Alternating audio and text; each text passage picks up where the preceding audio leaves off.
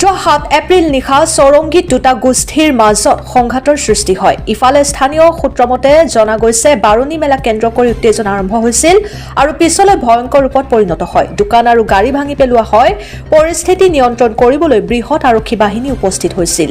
ইফালে পিছদিনা ঘটনাৰ খবৰ পোৱাৰ পিছত বিধায়ক কমলাক্ষ দে পুৰকায়স্থ সেই স্থানলৈ গৈ খবৰ লৈ কয় ঘটনাটো অতি দুৰ্ভাগ্যজনক বুলি অভিহিত কৰে আৰু দোষীসকলক গ্ৰেপ্তাৰ কৰি উপযুক্ত শাস্তিৰ দাবী জনায়। ইয়াৰ মাজতে বাৰুণীৰ কাণ্ড কেন্দ্ৰ কৰি কিছুমান বাতৰিয়ে প্ৰকাশ কৰিছিল যে কমলাক্ষ দে পুৰকায়স্থ ৰাতিপুৱা বাৰুণী মেলালৈ গৈছিল আৰু তেওঁৰ উপস্থিতি দুটা গোষ্ঠীৰ মাজত সংঘাতৰ সৃষ্টি হৈছিল। সাধাৰণ এটা কাণ্ডক লৈ দোকান ভাঙি পেলোৱা হয়। লগতে বিধায়কগৰাকীয়ে কয় ভাৰতীয় মুছলমানে কেতিয়াও অস্থিৰতাৰ সৃষ্টি কৰিব নিবিচাৰে। মই ভাৰতীয় মুছলমানক সন্মান কৰোঁ, কিন্তু যিসকল ঔৰংগজেবৰ উত্তৰাধিকাৰী, যিসকল মহম্মদ আলী জিন্নাৰ আদৰ্শৰ মতে হিন্দুসকলৰ ঘৰ ভাঙি পেলাই আৰু সমাজত অস্থিৰতাৰ সৃষ্টি কৰা, এইবোৰ মানি লোৱা সম্ভৱ নহয় আৰু প্ৰশাসনে যি কৰিব লাগে কৰি যাব। ব্যুৰো ৰিপৰ্ট, অৰুণোদয় আসাম।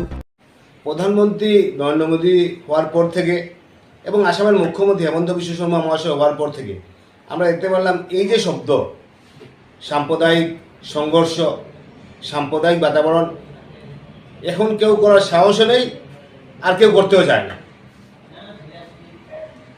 আগে কিছু হলেই রাস্তা বন্ধ হয়ে যেত, কিছু হলেই স্ট্রাইক, কিছু হলেই আন্দোলন।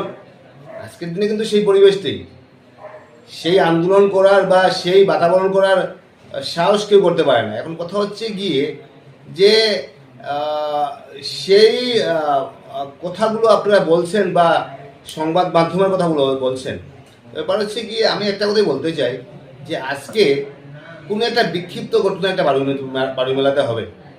বারুণী মেলাতে একটা বাইক নিয়ে যাবে, সেটাকে বন্ধ করার জন্য হয়তো বা ওনাদের যে কমিটির সঙ্গে ভুল বুঝাবুঝি হতে পারে, কিন্তু তার জন্য আপনারা একটা দোকানে এসে আপনারা অ্যাটাক করে দেবেন, দোকান ভাঙচুর করবেন, আর আমরা কথা বলবো না।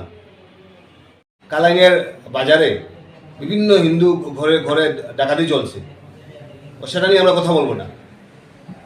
আপনাদের সেটা একটা মানসিকতা, দ্যাট ইজ এ মাইন্ডসেট, যে অন্যায় করবেন এবং অন্যায়কারীকে